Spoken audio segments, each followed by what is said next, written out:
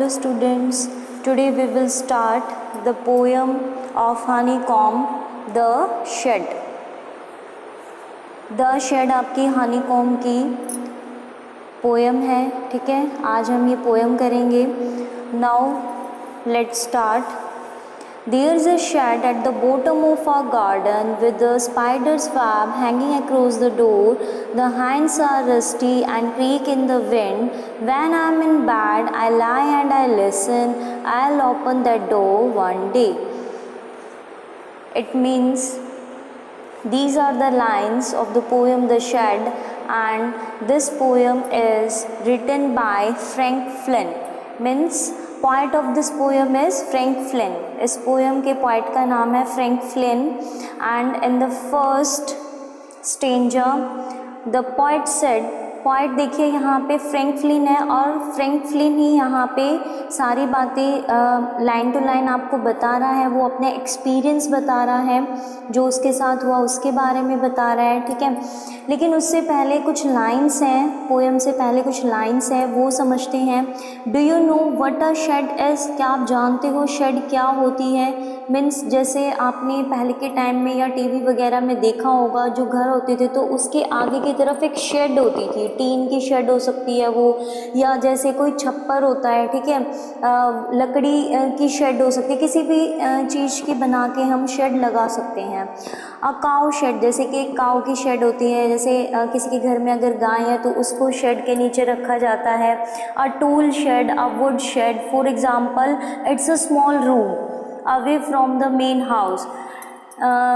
This is the introduction of this poem. इस poem के बारे में क्या इंट्रोडक्शन दिया हुआ है कि यहाँ पे इस पोएम में एक छोटा सा रूम है, ठीक है, away from the main house, जो कि जिस मेन घर में जहाँ पे पॉइंट रहता है उससे मतलब थोड़ी सी दूरी पे, मीन्स उसके मेन घर के बिल्कुल सामने, ठीक है, एक छोटा सा रूम था फॉर स्टोरिंग और कीपिंग थिंग्स, जहाँ पे वो एज अ स्टोर रूम उसको रखा हुआ था, या कुछ भी सामान उसमें रख सकते थे, कोई भी एक्स्ट्रा सामान है घर का, जैसे आप सभी के घर में भी होगा कोई स्टोर रूम, ऐसे ही उनके मेन घर से वो मतलब थोड़ा अलग था, मेन घर के सामने था छोटा सा रूम, जिसमें कि स्टोर करके भी चीज़ें रखते थे, कीपिंग थिंग्स, एनिमल्स, या एनिमल्स भी रख सकते हैं, टूल्स, व्हीकल्स एट्सेट्रा, मतलब कोई भी सामान जो घर का एक्स्ट्रा सामान होता है वो आप स्टोर रूम में रख सकते हो। Ask your partner if he or she has ever seen a shed, या आप अपने फ्रेंड से पूछे, या अपने ब्रदर सिस्टर से, या जो भी आपका पार्टनर उससे पूछे, क्या आपने कभी कोई शेड देखा है? Let her him describe it to the class, now read the poem. तो ये सब चीज़ें हम क्लास में डिस्क्राइब करेंगे, ठीक है। मीन्स हम यहाँ पे ऑनलाइन पढ़ रहे हैं तो ऑनलाइन डिस्कस करेंगे। Now we will read the poem. In the first stanza the poet said, there is a shed at the bottom of our garden. अब वो क्या बताता है कि हमारे गार्डन के बॉटम में, ठीक है, जो मेरा गार्डन है उसके बॉटम में एक शेड था, मतलब एक छाँव देने के लिए, ठीक है, कह सकते हो, एक शेड था, ठीक है, बिल्कुल उसके गार्डन के नीचे की ओर, ठीक है, with a spiders web hanging across the door, और जो उसका दरवाज़ा था, मीन्स उसका जो डोर था, वहाँ पे स्पाइडर का वेब था, मीन्स जाला लटका हुआ था, ठीक है।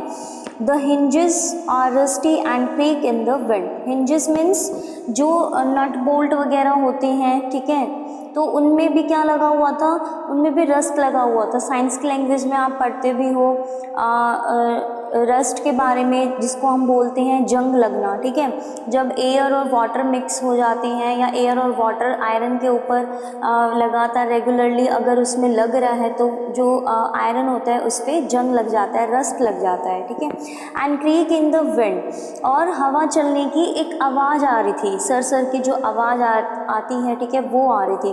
When I am in bed I lie and listen. तो अब देखो यहाँ पॉइंट अपने घर में बैठा हुआ है और उसके घर के सामने एक रूम है, ठीक है, तो वो उस रूम के बारे में डिस्क्राइब कर रहा है कि वो रूम कैसा था, ठीक है, कि वहाँ पे क्या था, मकड़ी का जाला लगा हुआ था डोर पे जो लटका हुआ था, ठीक है।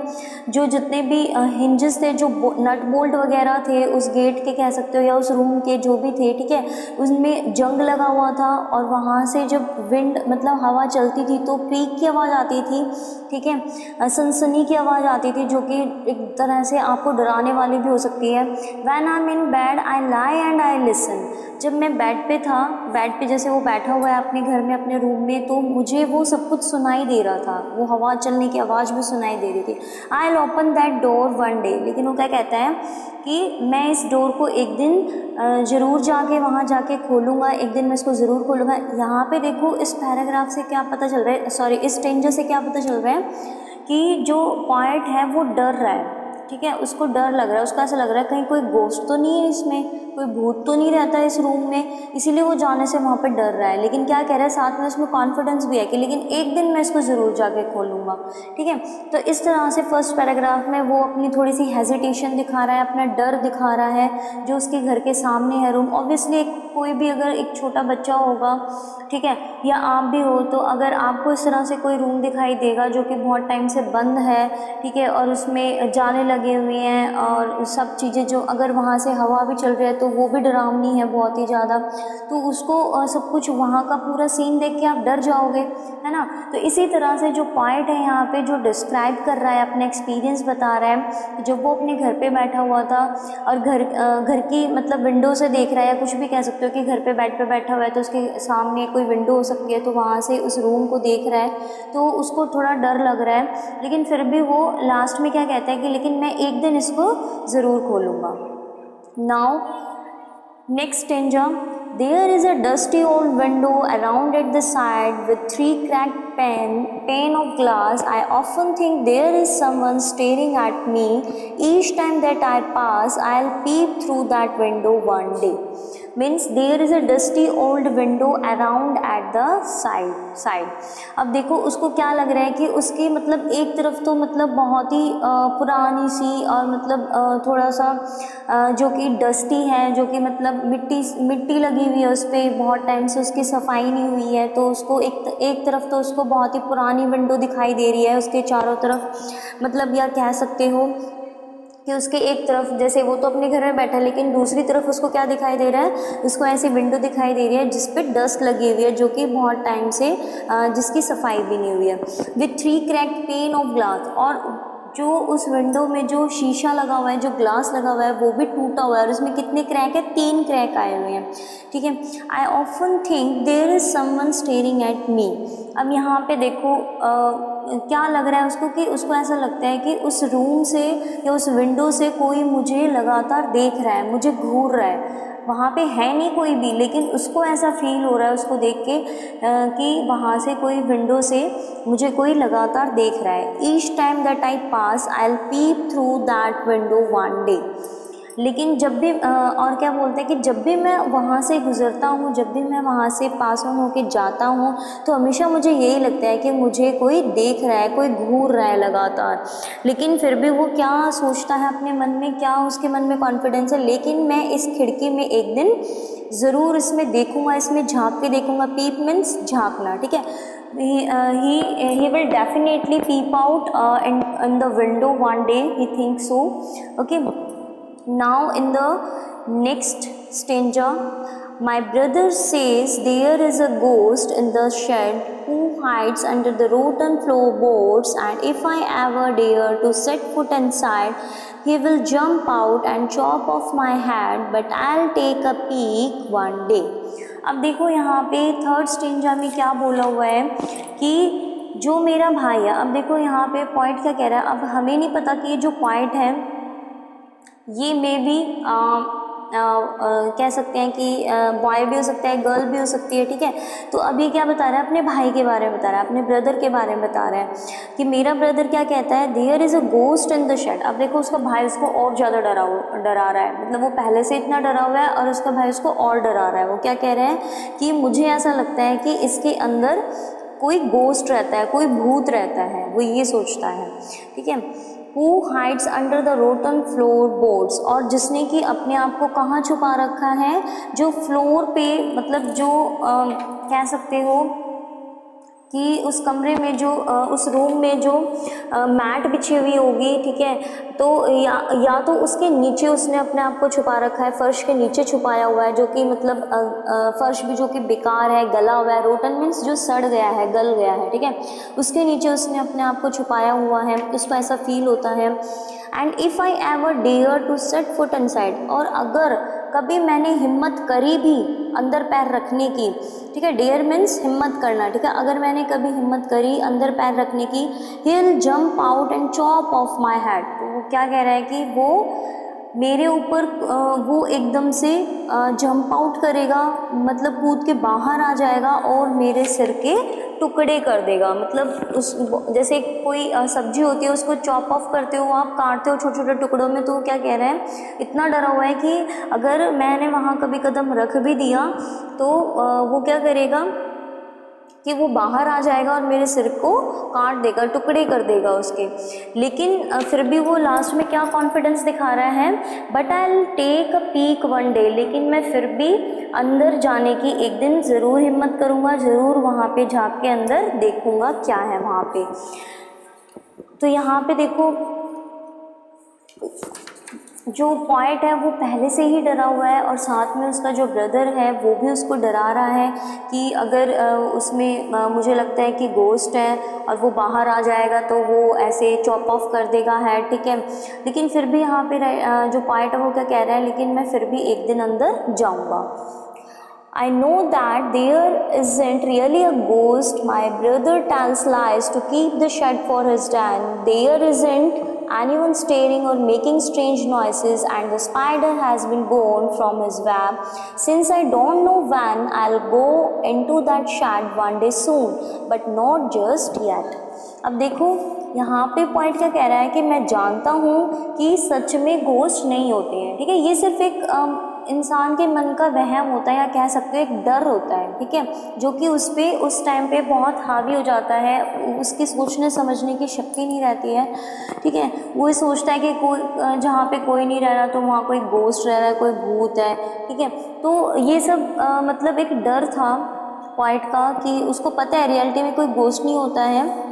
My brother tells lies to keep the shed for his den, और वो क्या कह रहा है कि मेरा भाई जो है वो झूठ बोलता है। वो झूठ क्यों बोल रहा है, जिससे कि उस कमरे को वो अपने लिए रख सके या मतलब उसमें मतलब वहाँ पे कुछ भी अपना सीक्रेट चीज़ रख सके, ठीक है, सीक्रेट तरीके से वहाँ कोई भी चीज़ रख सकता है, मतलब जिससे कि जो पॉइंट है वो कभी वहाँ ना जाए, और जो ब्रदर है उसका जो भाई है उसको अगर कुछ छिपाना है, कोई सीक्रेट अपना रखना है तो वो वहाँ रख सके। There isn't anyone staring or making strange noises.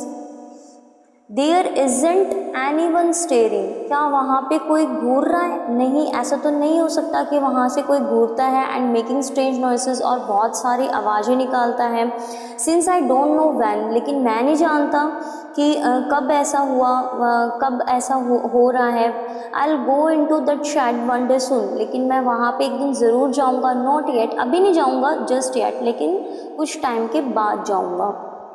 तो देखो यहाँ पे क्या हो रहा है कि वहाँ कोई भी नहीं है जो कि मतलब रहने वाला कोई इंसान नहीं है वहाँ पे। वहाँ से आवाज़ें आ रही हैं, ठीक है, मकड़ी के जाले लगे हुए हैं, मतलब वहाँ पे जो भी सारी चीज़ें हैं वहाँ पे वो डराने वाली हैं, ठीक है।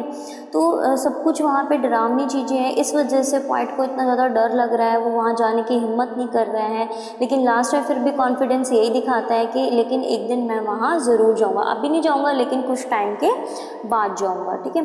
तो इस तरह से यहाँ पे इस पोएम के थ्रू यहाँ पे पॉइंट अपना एक एक्सपीरियंस बता रहा है लाइफ का कि उसके साथ कभी ऐसा हुआ होगा, या यहाँ पे उसने अपना जो मन का जो डर है वो आपके साथ शेयर करने की कोशिश करी है कि इंसान जो होता है ऐसे कोई चीज़ देख ले तो उसको डर लग सकता है कि ऐसा कोई रूम हो या ऐसा कोई घर हो जहाँ पे कोई रहता नहीं है और वहाँ पे इस तरह से जाले लग जाएं या खिड़कियाँ टूटी हुई हैं ठीक है।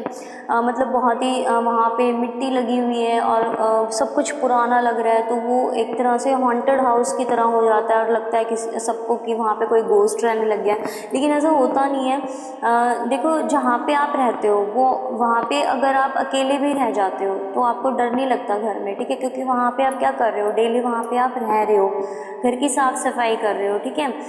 तो सब कुछ आप सारी एक्टिविटीज़ अपने घर में कर रहे हो, ठीक है। और अगर कभी अकेले रहना भी पड़ता है आपको घर में तो आपको कभी डर नहीं लगता, लेकिन आप अगर कोई ऐसा घर देख लो जहाँ साफ़ सफाई नहीं हो रही है, जहाँ पे कोई रहता नहीं है, ठीक है, तो वहाँ से कोई मतलब अगर एक पक्षी भी वहाँ से, एक बर्ड भी वहाँ से गुजरता है या हवा भी चलती है तो आपको बहुत डर लगता है, आपको ऐसा लगता है कि यहाँ पे कुछ मतलब गलत है या यहाँ पे कोई गोस्ट रहता है, ठीक है। तो ये सिर्फ एक इंसान के मन का वहम होता है, लेकिन गोस्ट वगैरह होता नहीं है।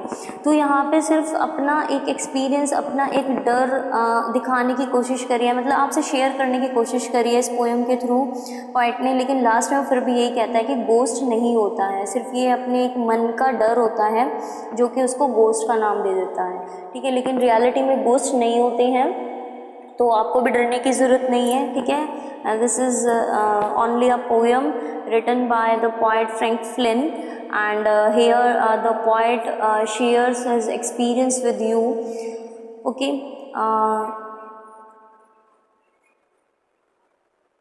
If you have any problem, any doubt regarding this poem, regarding the explanation of this poem, then you will ask and give the comment after watching the video, okay. And अगर आपको इस poem एक बार आप इस poem को पढ़ो अच्छे से, ठीक है, लाइन टू लाइन मैं आपको इसको पढ़ा रही हूँ, जो भी इसमें डिफ़िकल्ट वर्ड्स आ रहे हैं वो भी मैंने आपको एक्सप्लेन करे हैं, ठीक है। इसमें आपको अच्छे से पोएम पढ़नी है, उसका मीनिंग समझने की कोशिश करनी है कि यहाँ पे पोएट क्या कहना चाह रहा है, ठीक है। आप अच्छे से रिवाइज कीजिए। नेक्स्ट वीडियो में हम इसके वर्ड मीनिंग और क्वेश्चन आंसर करेंगे, ओके। तब तक आप इसको अच्छे से रिवाइज करो, इसको पढ़ो, इसकी समरी बनाने की कोशिश करो, अपने आप भी करने की कोशिश कीजिए आप, ठीक है। पहले देखो मेरे पास बुक नहीं थी तो इस वजह से मैं आपको समरी बना के देती थी, लेकिन अब जैसे मेरे पास बुक अवेलेबल हो गई है तो इसलिए मैं आपको बुक से पढ़ा रही हूँ लाइन टू लाइन, ठीक है। तो आप भी कोशिश कीजिए कि लाइन टू लाइन पढ़ के उसका मीनिंग समझो। अगर कोई डाउट है, कोई प्रॉब्लम है तो आप कमेंट में क्वेश्चन पूछ सकते हो, okay. Thank you and take care.